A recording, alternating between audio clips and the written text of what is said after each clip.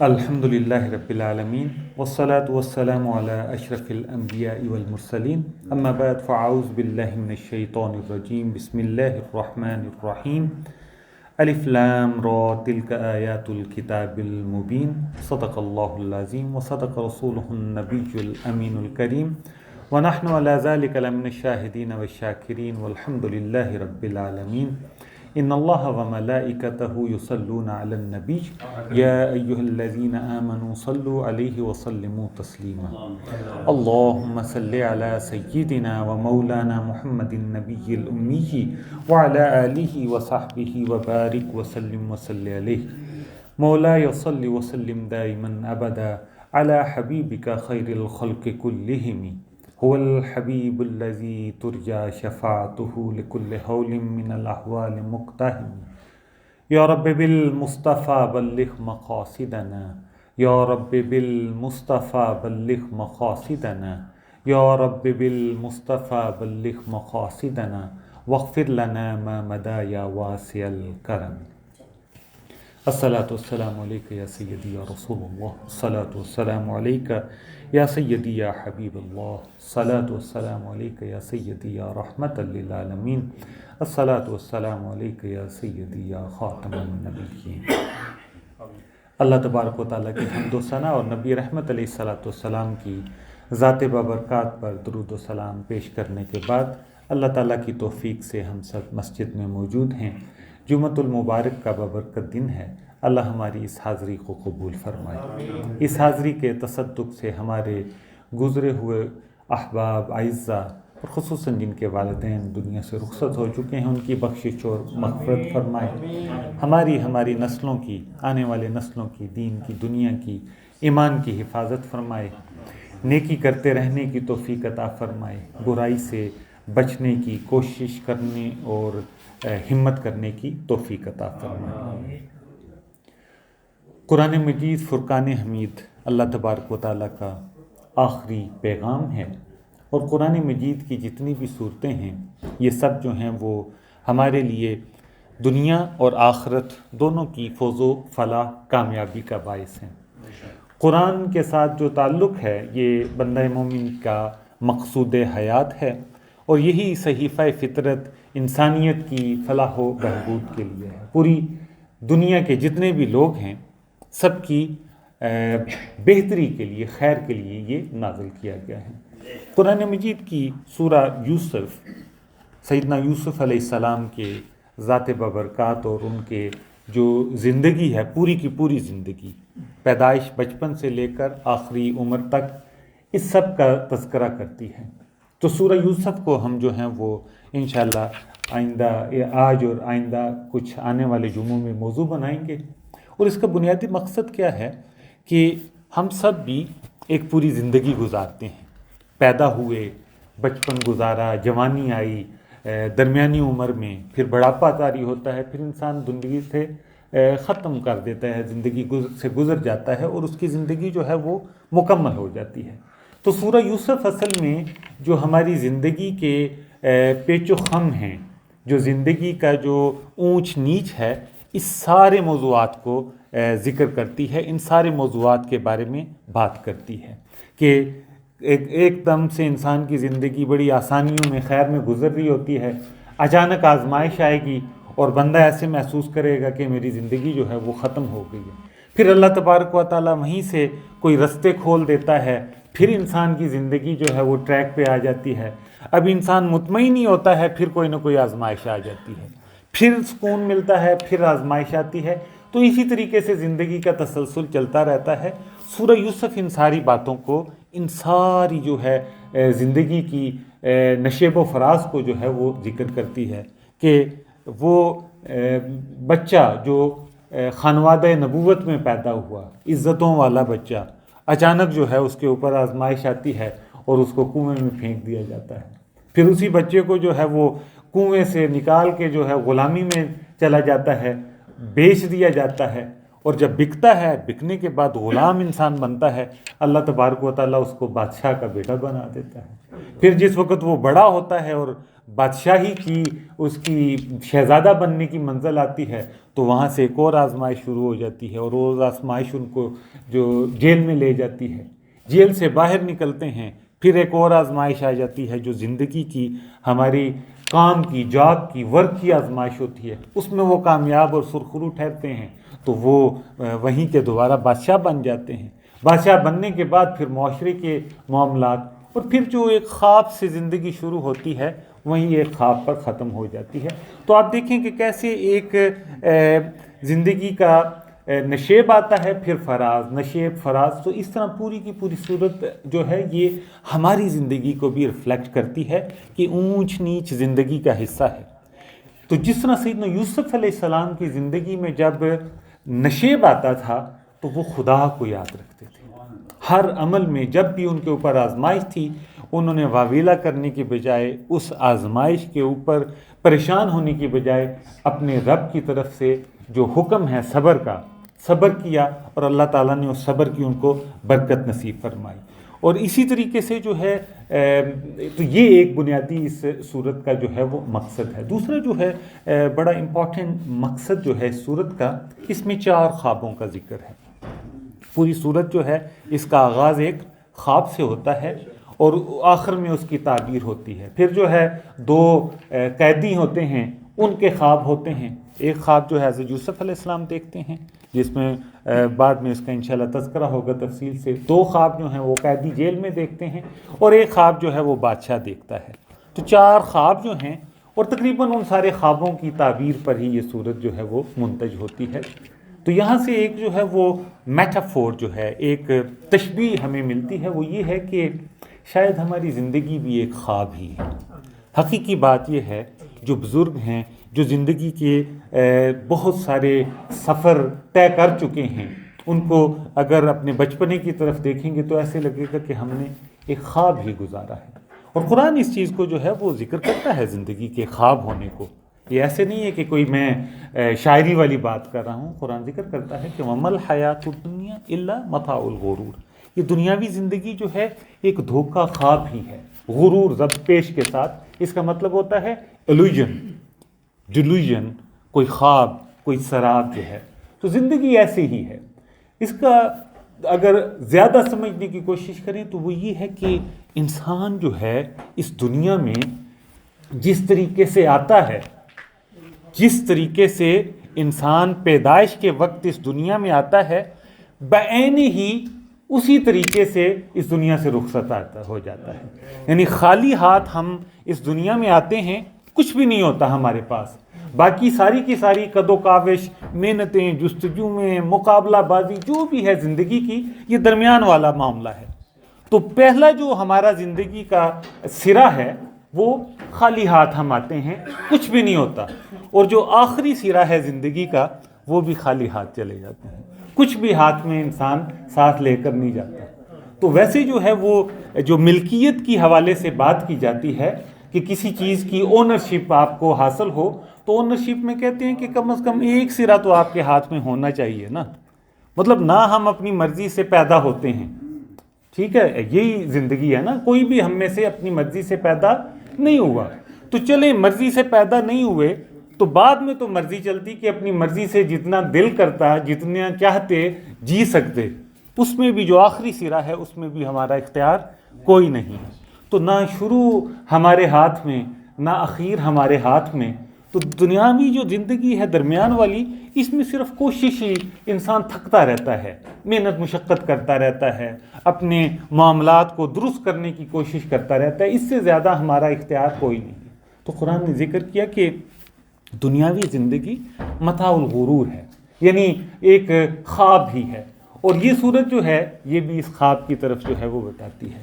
اور یہ بڑا اہم ہے سمجھنا کہ نبی کا خواب جو ہے، نبوت جو ہے، نبی کا جو خواب ہوتا ہے، یہ بھی ایک وحی کی صورت ہوتی ہے۔ عام انسان جو ہیں ان کے خواب جو ہیں، ان کی بھی نبی رحمت علیہ الصلوۃ والسلام نے بڑی اہمیت فرمائی کہ جو سچے خواب ہیں وہ نبوت کے 44ویں حصے میں سے ایک حصہ ہے۔ انسان کو زندگی کے مختلف اہم مواقع پر کوئی نہ کوئی خواب دکھا دیے جاتے ہیں، کوئی نہ کوئی اشارے ہو جاتے ہیں، الہام ہو جاتا ہے خواب۔ تو یہ بھی روحانی زندگی کی، ہماری زندگی کا کسی نہ کسی طرح سے یہ چیزیں انوالو ہوتی ہیں، تو قرآن نے اس چیز کو بھی ذکر کیا۔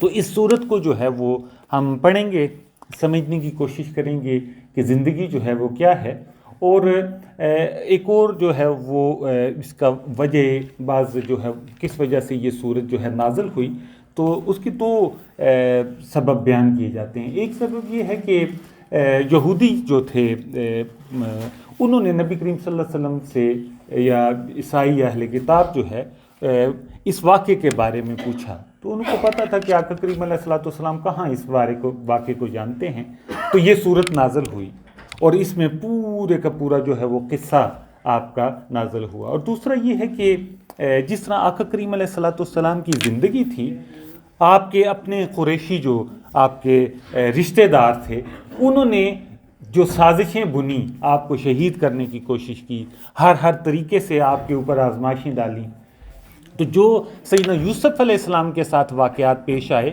تو کم و بیش اسی طرح کے واقعات آقا کریم علیہ الصلوۃ والسلام کی ذات کے ساتھ بھی پیش آئے تھے۔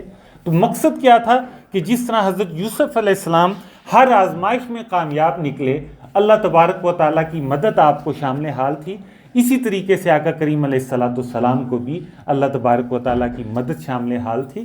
اور آخری جو بات ہے وہ یہ ہے کہ یہ صورت جو ہے ہماری زندگی کے جو مختلف حالات اور واقعات پیش آ رہے ہوتے ہیں، گھر کی زندگی کے، جہاں پر اپنے ہی جو ہے انسان کے دشمن ہو جاتے ہیں، جہاں پر سوسائٹی جو ہے کس طریقے سے کرول ہو کے دشمن ہو جاتی ہے، جہاں پر جو ہے وہ زندگی کی جو دوڑ ہے ہماری کاروبار کی، نوکریوں کی کوششیں جو ہم کر رہے ہوتے ہیں، اس میں کیا دراڑیں، کیا محنت اور کیا مسابقت، یہ ساری چیزیں اس صورت میں ذکر کی گئی ہیں۔ تو در حقیقت یہ صورت ہماری زندگی ایک اعتبار سے بیان کر رہی ہوتی ہے، تو اس لیے اس صورت کو توجہ سے پڑھنا چاہیے۔ صرف اور صرف جو ہے حسن یوسف کی صرف بات نہیں کرنی چاہیے، اس کا بھی تذکرہ آتا ہے اس صورت میں۔ حقیقت کیا ہے کہ یہ صورت ہماری اپنی زندگی، نشیب اور فراز، اونچی زندگی کی جو پریشانیاں، ساری چیزوں کو ذکر کرتی ہے۔ تو اس کا ترجمہ پڑھیں گے اور ترجمے کے ساتھ ساتھ جو ہے وہ ہم جاننے کی کوشش کریں گے کہ یہ صورت کیسے اللہ تبارک و تعالیٰ نے نازل فرمائی اور کیا اس کے مفاہیم ہیں۔ بسم اللہ الرحمن الرحیم، اللہ کے نام سے شروع کرتا ہوں۔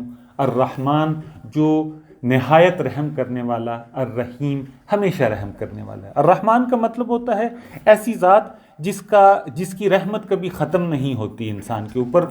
رحمان سب سے زیادہ جس کی رحمت، یعنی رحمتیں آپس میں بھی انسان ایک دوسرے کے ساتھ خیر کرتے رہتے ہیں، لیکن اس کا منبع جو ہے رب کی ذات ہے، ہر قسم کی رحمت رب سے۔ اور رحیم کا مطلب ہے جس کی رحمت کبھی ختم نہیں ہوتی، اس میں کوئی بھی کسی بھی لمحے جو ہے وہ اختتام نہیں ہوتا۔ تو اگر اس کو ہم اپنی زندگی سے جوڑیں تو انسان کی جو زندگی ہے، زندگی میں سب سے اہم چیز جو ہے ہماری زندگی میں ہماری سانس ہے۔ اگر سانسیں جو ہیں وہ ختم ہو جائیں، 1 منٹ کے لیے ختم ہو جائے تو زندگی ختم۔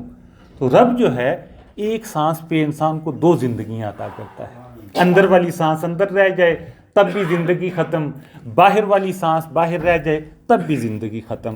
تو یہ ہے رحیم ہونے کا مقصود، کہ اس کی رحمت ایسی ہے کہ ہر لمحے، ہر تار جو ہمارے جسم کا، ہر عضو جو ہے اس کے ساتھ وہ جڑی ہوئی ہے۔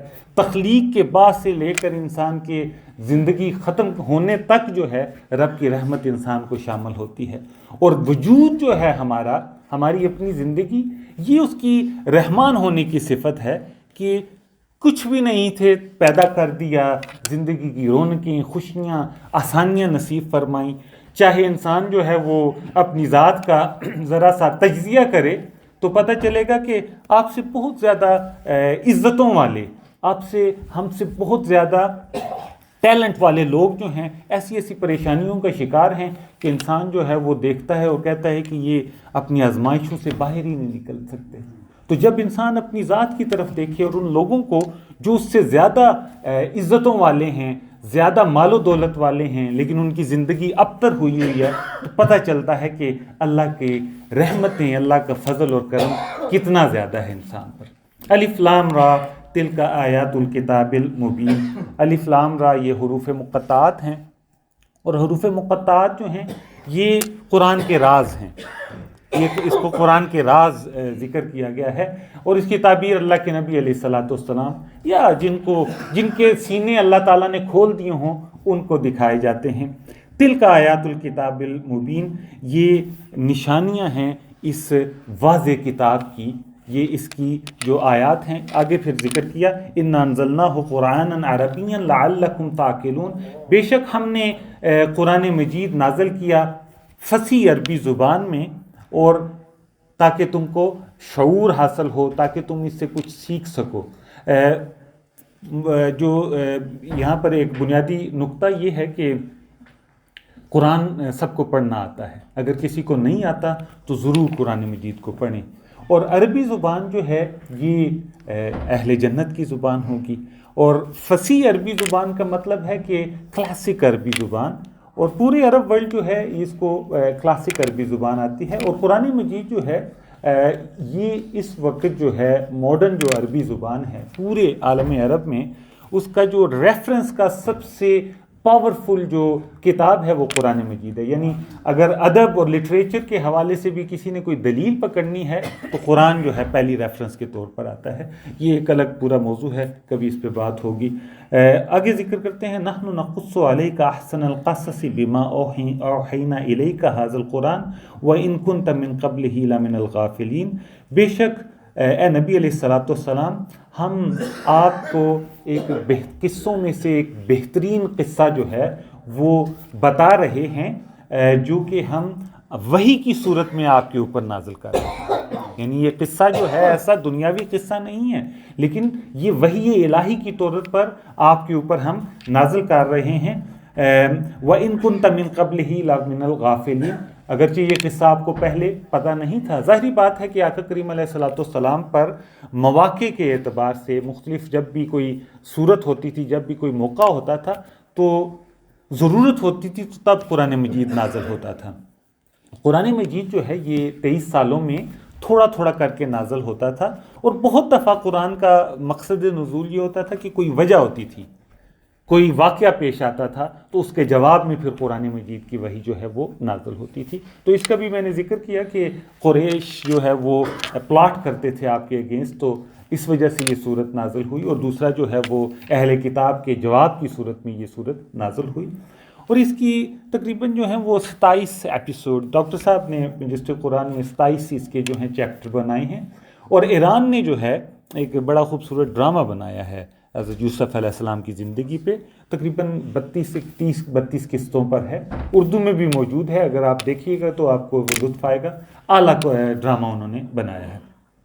تو جو ماڈرن سٹوری رائٹر ہیں، جو لکھتے ہیں، قصے کہانیاں لکھتے ہیں، تو وہ ایک پورا جو ہے وہ منظر کشی اس کی کرتے ہیں، ایک پورا پلاٹ ہوتا ہے، ایک منظر سے دوسرے منظر، دوسرے منظر سے تیسرے منظر، تو یہ صورت پوری کی پوری مختلف مناظر پر مشتمل ہے۔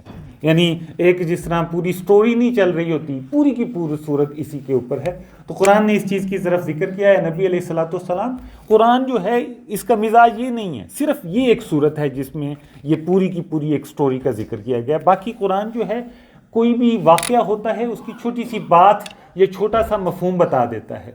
یہ ساری کی ساری صورت بیان کرنے کا مقصد جو ہے یہ ہے کہ وحی الہی کی طور پر جو ہے یہ نازل کی گئی، اور اس کے مقاصد مختلف تھے، اور بتایا گیا کہ جو ہے وہ تم پوچھتے ہو نبی رحمت علیہ الصلاۃ والسلام سے کہ ان کو پتہ نہیں ہے، ہم جو ہے وحی کی صورت میں پوری کی پوری ایک سٹوری نازل کر رہے ہیں تاکہ تم کو یقین ہو جائے کہ اس کو نازل کرنے والا خدا کی ذات ہے۔ تو پھر فرمایا کہ حضرت یوسف علیہ السلام کا پھر تذکرہ شروع ہوتا ہے۔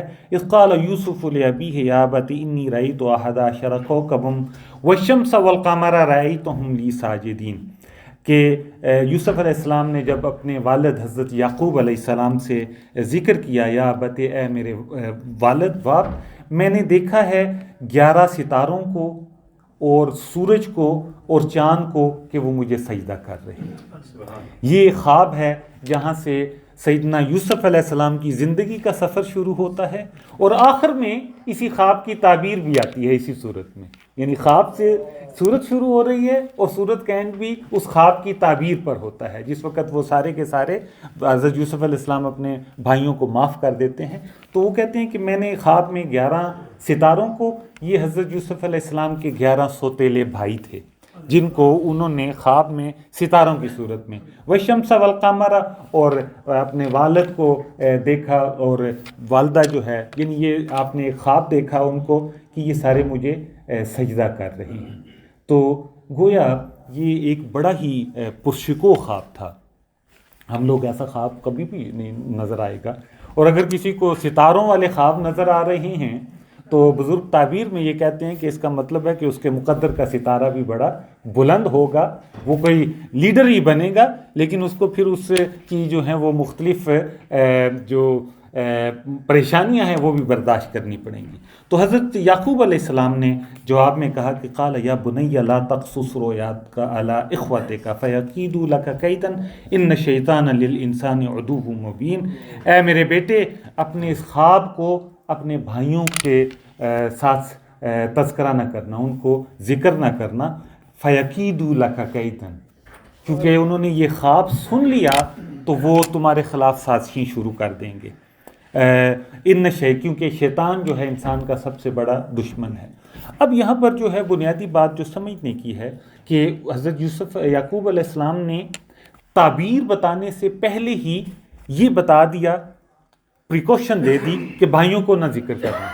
اب جو سوتیلے بھائی تھے وہ کیوں حضرت یوسف علیہ السلام کے خلاف تھے، یہ ایک بنیادی بات ہے سمجھنے کی. کیونکہ بھائی تھے اور حضرت یعقوب علیہ السلام اللہ کے نبی تھے. حضرت یعقوب علیہ السلام کے والد حضرت اسحاق علیہ السلام اللہ کے نبی تھے، اور حضرت اسحاق علیہ السلام کے والد کون تھے؟ حضرت ابراہیم علیہ السلام اللہ کے نبی تھے. تو جو یہاں سے ایک کلچر سمجھنے کی ضرورت ہے کہ جو خانوادہ نبوت تھا وہاں پر، چونکہ نبوت جو ہے اس کی چوتھی نسل جو ہے، چوتھی پشت میں نبوت آ رہی تھی. تو وہ جتنے بھائی تھے 11 کے 11، حضرت یوسف علیہ السلام اور حضرت بنیامین جو آپ کے دوسرے بھائی تھے، یہ قمر سے مراد حضرت بنیامین علیہ السلام ہیں، یہ سارے کے سارے جو ہیں چونکہ والد نبی تھے، دادا نبی تھے، پردادا نبی تھے، ان کو پتہ تھا کہ کوئی نہ کوئی نبی آنا ہے، آگے نبوت آگے آنی ہے. تو بھائیوں کو بھی، وہ نبی کی اولاد تھے نا، عام لوگ تو نہیں تھے. تو اس خاندانوں کو پتہ تھا کہ نبوت کا سلسلہ آگے چلنا ہے. اب نبی آنا کس نے ہے یہ طے ہونا باقی تھا. تو اسی خواب کے ساتھ ہی اللہ تبارک و تعالیٰ نے حضرت یعقوب علیہ السلام کی اولاد میں سے حضرت یوسف علیہ السلام کو نبی کے طور پر چن لیا تھا. تو اس وجہ سے جو ان کے بھائی تھے انہوں نے پلاٹ کرنا تھا، انہوں نے سازش کرنی تھی. جو ہی ان کو خواب کی سمجھ آ جاتی، ان کو پتہ چل جانا تھا کہ اب ہم میں سے کوئی نبی نہیں بنے گا. تو یہ جو ہے ایک ایسا عمل ہے جو نبی نہیں کر سکتا، غیر نبی کر سکتا ہے. کیونکہ جو نبی ہے وہ گناہ سے پاک ہے، جو نبی نہیں ہے اس کے اندر گناہ کا جو ہے وہ سوچ اور فکر آ سکتی ہے. تو ان میں جو ہے یہ سوچ اور فکر آ گئی. تو فرمایا کہ انسان کا سب سے بڑا دشمن کون ہے؟ شیطان ہے. شیطان یہ وسوسہ ڈال دے گا ان کے دماغ میں، اور شیطان جو ہے ان کو تمہارے خلاف سازشیں کرنے پر مجبور کر دے گا. پھر آپ نے فرمایا وَكَذَلِكَ يَجْتَبِيكَ رَبُّكَ وَيُعَلِّمُكَ مِن تَأْوِيلِ الْأَحَادِيثِ وَيُتِمُّ نِعْمَتَهُ عَلَيْكَ وَعَلَىٰ آلِ يَعْقُوبَ كَمَا أَتَمَّهَا عَلَىٰ أَبَوَيْكَ مِن قَبْلُ إِبْرَاهِيمَ وَإِسْحَاقَ إِنَّ رَبَّكَ عَلِيمٌ حَكِيمٌ. آگے پھر آپ نے اس خواب کی تعبیر بتائی حضرت یعقوب علیہ السلام نے. فرمایا کہ اسی طریقے سے جس طرح ہمیں تمہارے والد، دادا اور پردادا کو اللہ تبارک و تعالیٰ نے چنا ہے، اللہ تبارک و تعالیٰ نے تمہیں بھی جو ہے نبوت کے لیے چن لیا ہے. یجتبیک ربک، آپ کے رب آپ کو چنیں گے نبوت کے لیے. وَيُعَلِّمُكَ مِن تَأْوِيلِ الْأَحَادِيثِ، اور آپ کو خوابوں کی تعبیر بتانے والا بنائیں گے. یعنی یعقوب علیہ السلام کی جو نبوت کی جو فراست تھی، آپ دیکھیے کہ آپ نے ساتھ ہی بتا دیا کہ خواب دیکھا ہے نا، تو اللہ تبارک و تعالیٰ آپ کو یہ ملکہ عطا فرمائے گا، فہم و فراست کے آپ خوابوں کی تعبیر بتائیں گے. اور یہ جو ہے آگے چل کر آتا ہے. اور فرمایا کہ وَيُتِمُّ نِعْمَتَهُ عَلَيْكَ وَعَلَىٰ آلِ يَعْقُوبَ، اور اللہ نے جو نعمت نبوت کی نعمت عطا کی تھی آل یعقوب کو، تو آپ کو بھی وہ نعمت جو ہے نبوت کی ملے گی، کما تمہ، جیسے آپ سے پہلے آپ کے والد ابراہیم اور اسحاق علیہ السلام کو دی تھی۔ بے شک آپ کا رب جو ہے علیم و حکیم ہے، علم والا ہے، حکمت والا ہے۔ تو یہ تعبیر آپ نے بتا دی کہ اس خواب کا مطلب کیا ہے، آپ نبی ہوں گے۔ اس خواب کا مطلب یہ بھی ہے کیونکہ خواب سے شروع ہو رہا ہے، تو نبوت کا جو ملکہ ہوتا ہے، نبی جو تھے، نبیوں کی ایک خصوصیت تھی کہ ان کو ایک تو ڈائریکٹ وحی آتی تھی، حضرت جبریل جو ہے وہ آتے تھے وحی لے کر، ایک ڈائریکٹ صورت میں ہوتی تھی۔ کبھی کبھی جو ہے وہ کسی گھنٹی کی آواز یا کسی اور صورت میں وحی آتی تھی۔ وحی کی ایک اور قسم جو نبی رحمت علیہ الصلوۃ والسلام پر آتی تھی وہ یہ تھی کہ حضرت جبرائیل علیہ السلام کسی انسانی شکل میں بھی آتے تھے۔ حضرت داہیہ کلبی صحابی رسول صلی اللہ علیہ وسلم ہیں جن کی شکل میں اکثر جو ہے وہ حضرت جبرائیل امین آتے تھے۔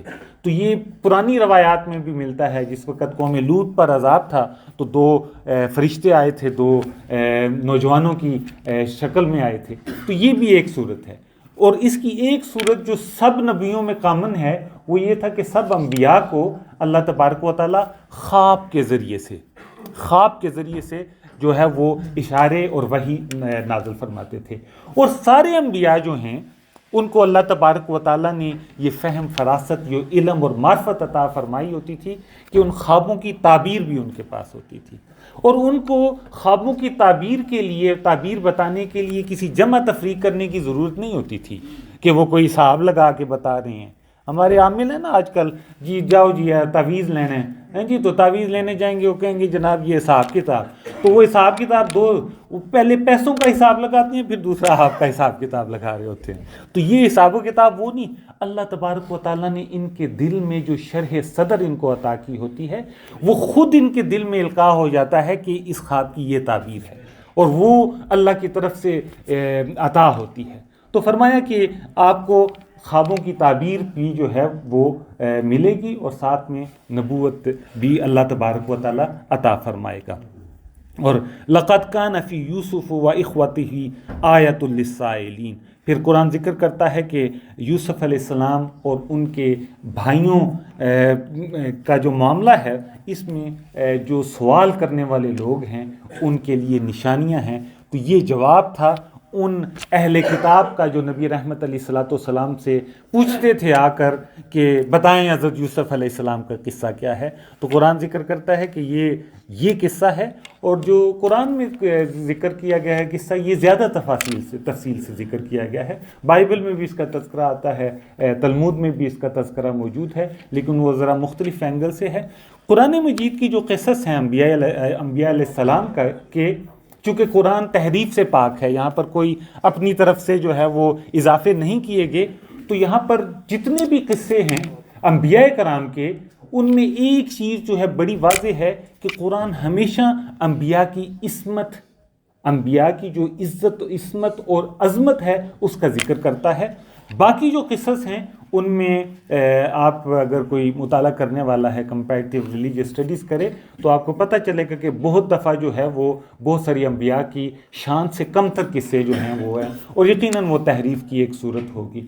اللہ تبارک و تعالی ہمیں توفیق عطا فرمائے کہ ہم قرآن کو پڑھیں، اور قرآن کے جو قصص ہیں اس میں پڑھنے میں بڑا لطف آتا ہے، اس سے جو معانی اور مفاہیم ہیں وہ حاصل کریں، اور اس کے ذریعے سے اپنی زندگیوں کو جو ہے دیکھنے کی کوشش کریں۔ اور زندگی کا جو یہ عنصر ہے کہ فنا ہے ہم سب کو، ہم سب نے ایک دن اس دنیا سے جانا ہے، تو جانے سے پہلے یہاں پر اس دنیا میں اپنے جاننے والے لوگوں میں اپنی اچھی یاد جو ہے وہ باقی چھوڑ دیں، اور اچھی یاد چھوڑنے کا مطلب اچھی اولاد چھوڑیں، اچھے رشتے چھوڑیں، لوگوں کے اندر ایک محبت کا، ایک خیر کا جذبہ چھوڑیں، تاکہ جانے کے بعد اچھی انداز میں لوگ جو ہیں ہمیں یاد کرتے رہیں۔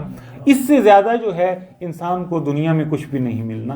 اللہ تبارک و تعالی ہمیں عمل کی توفیق عطا فرمائے۔ اس قصے کو انشاءاللہ ہم اس صورت کو اگلے جمعے پہ بھی جاری رکھیں گے۔ وما علینا الا البلاغ، سنتیں ادا کر لیجیے۔